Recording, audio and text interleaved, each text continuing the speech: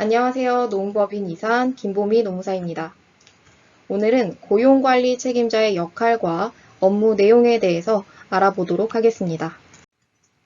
진행 순서는 고용관리 책임자에 대해서 알아보고 고용관리 책임자가 수행해야 하는 업무들, 노무관리, 퇴직공제, 고용보험, 교육훈련, 업무 순으로 살펴보도록 하겠습니다. 먼저 고용관리 책임자의 정의부터 알아보겠습니다. 고용관리 책임자는 건설 근로자의 고용관리를 수행하는 자를 의미합니다. 총 공사 금액이 20억 원 이상인 공사에서는요, 이 사업장별로 고용관리 책임자를 지정하고 고용노동부 장관에게 신고를 해주셔야 합니다. 다음은 고용관리 책임자의 지정 및 신고 방법입니다. 이 고용관리 책임자는 일용직 외에 사업주, 사업 경영 담당자, 그리고 해당 사업장에서 근무하는 근로자들 중에서 지정을 해주시면 됩니다. 신고 방법은 간단합니다. 이 고용 EDI 홈페이지에서 근로 내역 확인 신고를 하실 때 건설 사업장 추가 정보라는 란이 있는데요. 여기에 고용관리 책임자의 성명과 직위, 그리고 직무 내용만 기재를 해서 제출해 주시면 되겠습니다. 다음은 고용관리 책임자의 역할입니다.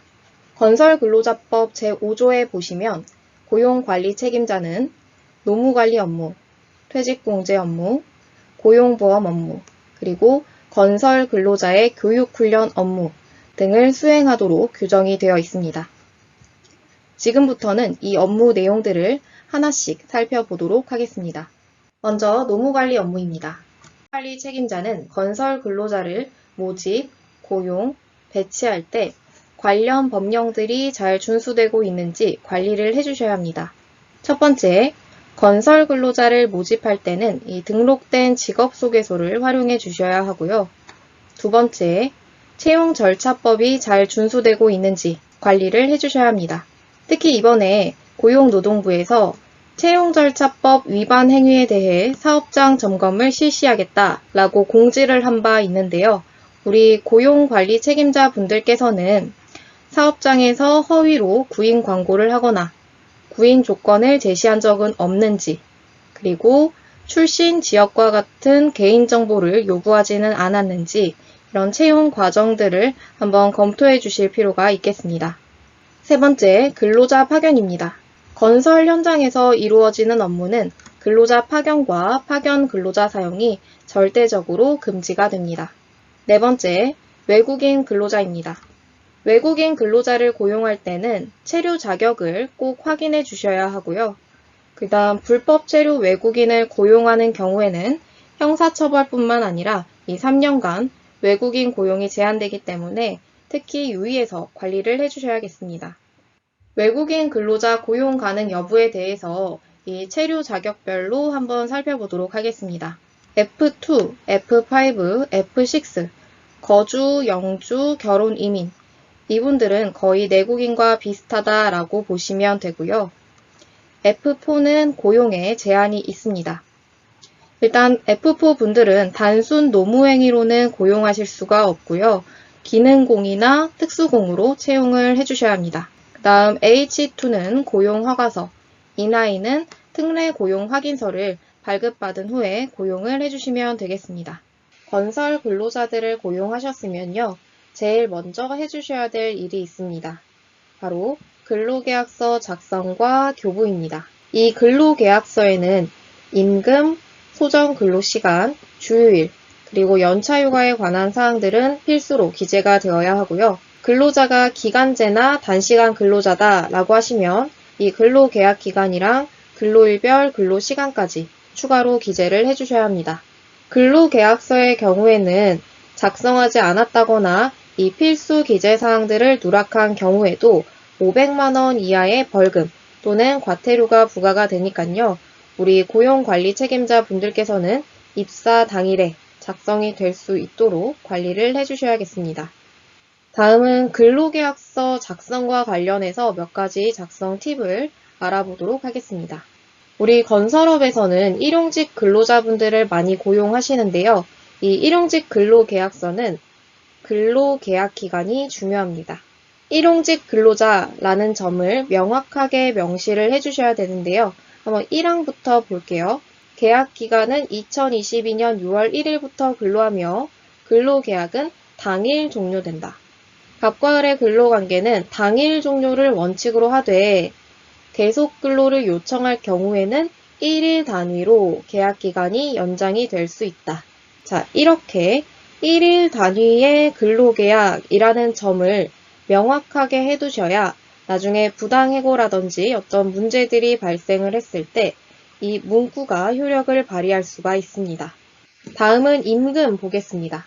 저희 근로계약서를 검토를 하다 보면 이 임금 부분에 1급 얼마 그리고 제수당 포함 이렇게만 기재를 해두시는 경우가 많은데요.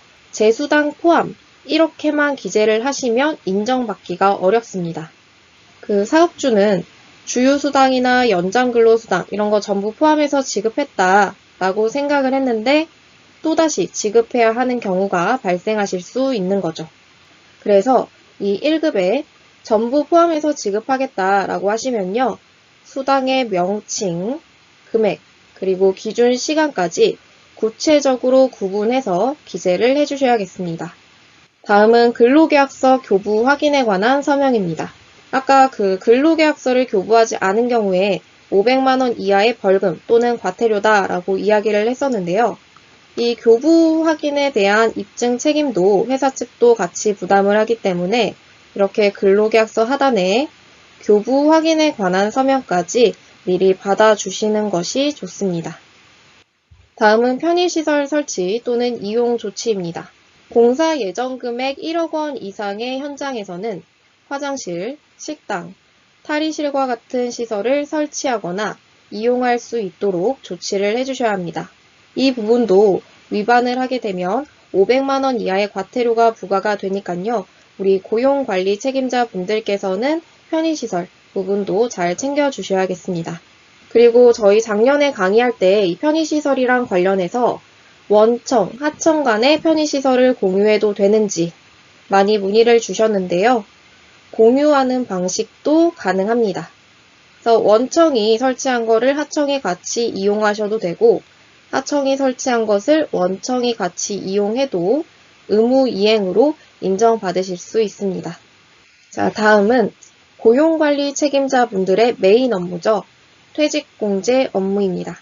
먼저 퇴직공제가 무엇인지부터 살펴보도록 하겠습니다. 퇴직공제 제도는 일용직, 임시직 근로자분들을 위한 일종의 퇴직연금 제도다라고 이해하시면 되겠습니다. 그림을 한번 보시면요. 일용직, 임시직 근로자가 퇴직공제 가입 현장에서 근로를 하면요. 이 건설사업주는 건설근로자 공제회로 근로 일수를 신고하고 그에 맞는 공제부금을 납부하게 되어 있습니다. 그럼 공제회에서는 이 공제부금을 잘 관리를 하다가 건설근로자가 건설업에서 퇴직할 때 원금에 이자까지 더해서 이 퇴직공제금을 지급해주게 되는데요. 이 제도가 바로 퇴직공제 제도입니다. 다음은 퇴직공제 가입 대상을 알아보도록 하겠습니다. 이 퇴직공제 제도는 건설공사, 전기공사, 정보통신공사, 소방시설공사, 그리고 문화재 수리공사에 적용이 되는 제도인데요.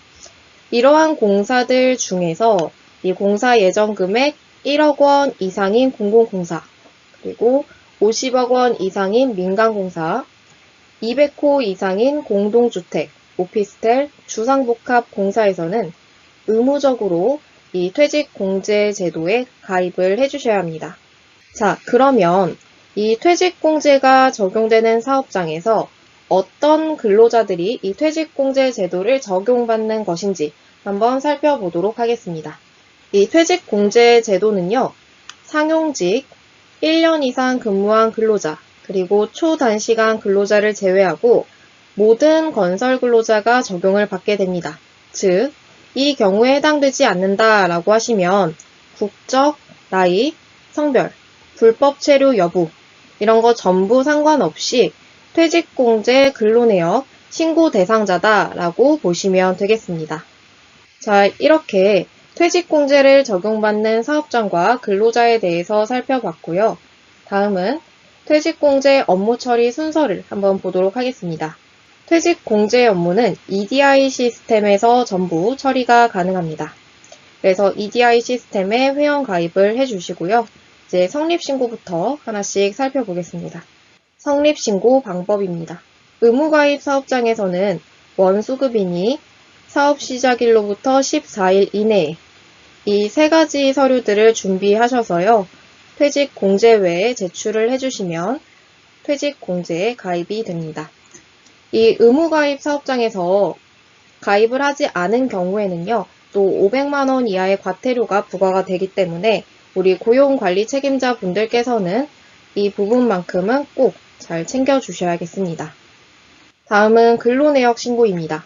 퇴직공제 가입 사업주는 퇴직공제 적용 대상자의 근로내역을 매월 15일까지 공제외로 신고를 해주셔야 합니다. 여기서 퇴직공제 근로일수는 근로자의 출력 공수를 기준으로 산정이 되기 때문에 만약 야간 근로라든지 연장 근로로 가산된 공수가 있다라고 하시면 전부 합산해서 신고를 해주시면 되겠습니다.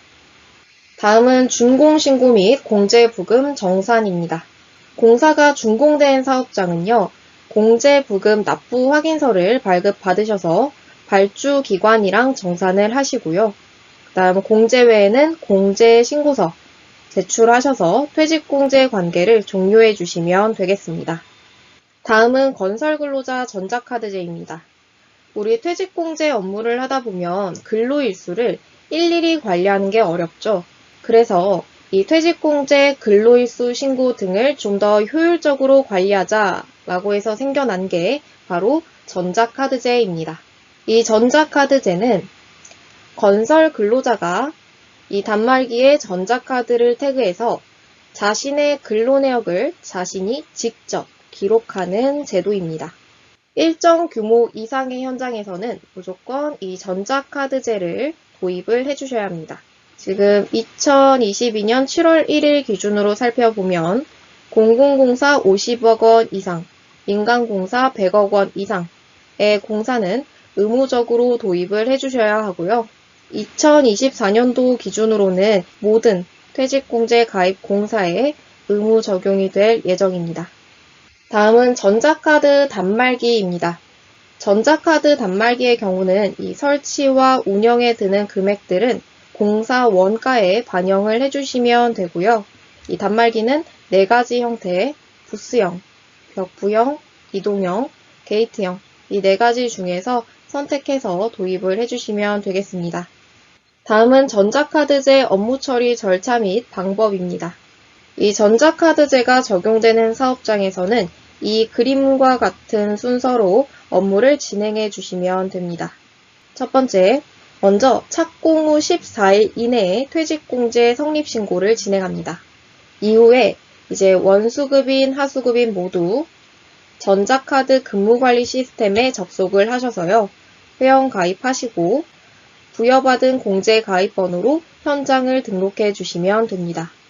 이렇게 현장 등록까지 완료가 되면요. 이제 전자카드 단말기를 설치하시고 근로자들에게 전자카드 사용 방법을 안내해 주시면 됩니다. 자, 이후부터는 근로자가 전자카드를 태그하면 출퇴근 시간이 자동으로 기록이 됩니다. 그럼 우리 고용관리 책임자 분들께서는 이 전자카드 근무관리 시스템에서 근로일수를 확인하시고 매월 15일까지 공제부금만 납부를 해주시면 되겠습니다. 다음은 하나로 전자카드입니다. 이 전자카드는 전국의 하나은행이나 우체국에서 즉시 발급이 가능합니다.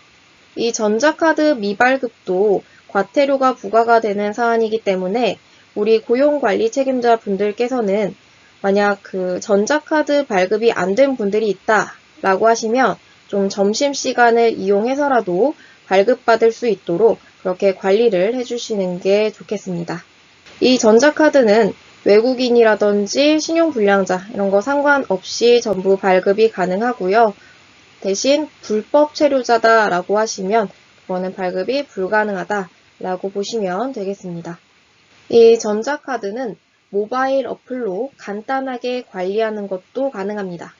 이 전자카드 단말기를 보통 출입구라든지 안전교육장 쪽에 많이들 설치를 하시는데요. 근무 현장이 너무 넓은 곳에서는 단말기를 찾으러 다니시기가 또 힘들기도 하죠. 그래서 그럴 때 이 전자카드 근무관리라는 어플을 활용하시면 현장 내 어디서든지 태그가 가능합니다. 그래서 단말기랑 이 어플을 같이 병행해서 활용을 하시면 보다 편리하게 관리가 가능하실 것 같습니다. 다음은 기능 등급제입니다. 2021년 5월 27일부터 건설근로자 기능 등급제가 시행이 되었습니다.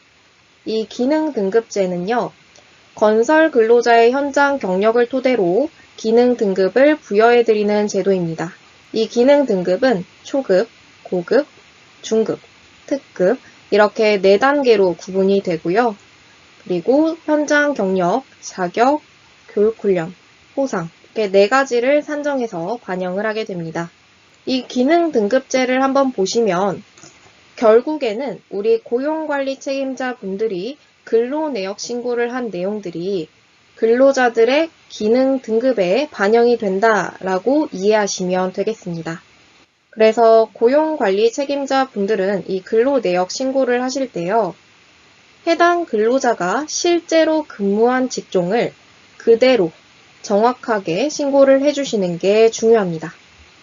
이 공제회 홈페이지에 보시면 이런 직종표가 공유가 되어 있으니까요. 이 부분을 업무하실 때 참고하시면 좋을 것 같습니다. 다음은 고용보험 관련 업무입니다. 피보험 자격에 관한 내용부터 살펴보도록 하겠습니다. 첫 번째, 사업주는 근로자를 고용한 경우에 피보험 자격의 취득, 그리고 상실 신고를 해주셔야 합니다. 두 번째, 여러 차례의 도급에 의해서 시행되는 공사는요, 하도급 사업장이 하수급인 사업주 인정 승인이라든지 하수급인 명세신고를 받지 않았다라고 하시면 원도급 사업장이 고용보험의 자격신고 그리고 납부 의무까지 전부 부담한다라고 보시면 되겠습니다. 세 번째, 사업주가 피보험 자격에 관한 사항을 신고하지 않으면 근로자가 직접 신고하실 수도 있습니다. 다음은 피보험 자격의 취득 신고 및 상실 신고입니다. 피보험 자격의 취득, 상실 신고는 그 사유가 발생한 날이 속하는 달에 그 다음 달 15일까지 관할 근로복지공단에 신고를 해주시면 되겠습니다. 다음은 이직확인서입니다. 이직확인서는 요청을 받은 날로부터 10일 이내에 발급을 해주셔야 합니다. 이 이직확인서 같은 경우에는 실업급여 수급 자격을 판단하는 자료로 활용이 되기 때문에 사실과 동일한 내용으로 그리고 구체적으로 기재를 해주셔야겠습니다. 다음은 일용직 근로자분들의 피보험 자격관리 알아보도록 하겠습니다. 우리 일용직 근로자분들은 입퇴사가 빈번하기 때문에 이 피보험 자격관리가 어렵죠. 그래서 일용직 근로자분들은 근로내역 확인신고서 이것을 제출한 것만으로도 취득신고, 상실신고, 그리고 이직확인서까지 전부 제출된 것으로 봐주고 있습니다. 그래서 일용직 분들은 근로내역 확인신고를 하실 때 이렇게 실제 근로한 날뿐만 아니라 보수 지급의 기초가 된 날까지 같이 신고를 해주시면 되겠습니다. 다음은 교육훈련 업무입니다. 고용관리 책임자는 사업장 내에 자체적인 기능교육뿐만 아니라 외부 위탁 훈련 기관에 연계를 해주는 역할도 수행하실 수가 있습니다. 보시면 건설공제회에서도 다양한 교육, 훈련 프로그램들을 운영하고 있으니까요. 우리 고용관리 책임자 분들께서는 교육훈련 업무를 수행하실 때 이 부분도 참고하시면 되겠습니다. 마지막으로 2022년 건설근로자 공제회 퇴직공제 교육과정 안내하고 강의를 마치도록 하겠습니다. 고용관리 책임자 교육은 10월 달에 한 번 더 예정이 되어 있고요. 노무사 사전 컨설팅은 9월부터 11월에 예정이 되어 있습니다. 그래서 교육 과정이 필요한 사업장에서는 건설근로자 공제회 홈페이지 참고하셔서요. 이 기한 내에 신청하시면 되겠습니다. 오늘 강의는 여기서 마치도록 하겠습니다. 감사합니다.